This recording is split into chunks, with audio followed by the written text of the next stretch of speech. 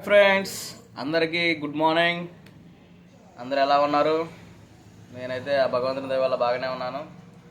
అయితే ఈరోజు పెద్ద బాల శిక్ష నుంచి ఒక పాట, మన 5,000 గురించి ఒక పాట ఉంది ఇందులో.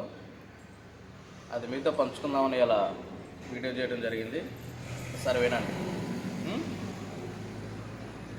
చిట్టి చేతులకు వ్యాయామంతో పాటు ఈ పాటలో చక్కని నీతి కూడా ఉన్నది. ఒక్కొక్క చరణం పాడుతూ ఒక్కొక్క వేలు ముడుస్తూ ఈ పాట పాడాలి.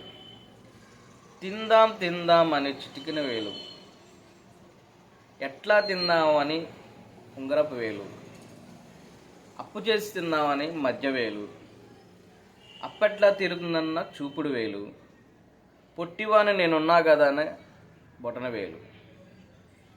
ఈ పాటలో అప్పు చేయడం నలుగురి మీద, ఈ అప్పు తీరడం ఒక్కరి మీదనే పడుతుంది అనే చక్కని నీతి మనకు తెలుస్తుంది.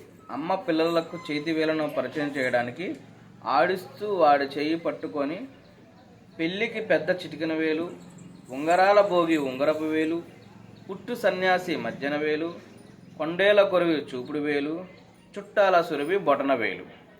ఇలా శరీరంలోని అన్ని భాగాలను తెలియజేస్తూ వాడి చేత ముద్దిగా అనిపిస్తుంది. ఆ మాటలు విని అమ్మ మురిసిపోతుంది. తర్వాత ఇంకో విధంగా వాడిని చూసి నవ్వించడానికి ఈ పాట. నూకలు పెడతా మేకలు కాస్తావా, పెద్ద పులు వస్తే భయపడతావా, చిరుత పులు వస్తే పారిపోతావా, ఎలుగుబంటి వస్తే ఎగిరిపోతావా, తోడేలు వస్తే తొలగిపోతావా.